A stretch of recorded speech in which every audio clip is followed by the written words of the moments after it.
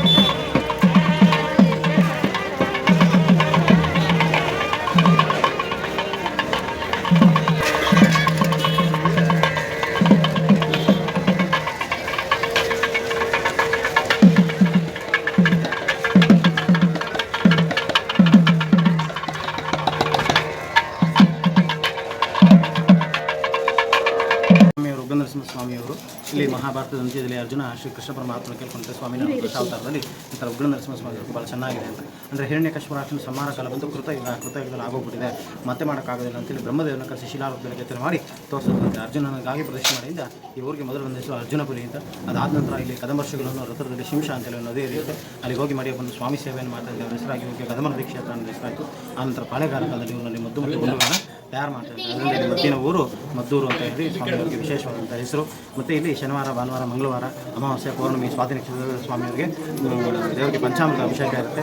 ಪ್ರತಿ ವರ್ಷ ಚೈತ್ರ ಬಹುಳ ಷಷ್ಠಿ ಇಲ್ಲಾಂದರೆ ಅಧಿಕ ಮಾಸ ಬಂದಾಗ ವೈಶಾಖ ಬಹುಳ ಷಷ್ಠಿನಲ್ಲಿ ಸ್ವಾಮಿಯವರ ಬ್ರಹ್ಮರಥೋತ್ಸವ ನಡೆಯುತ್ತೆ.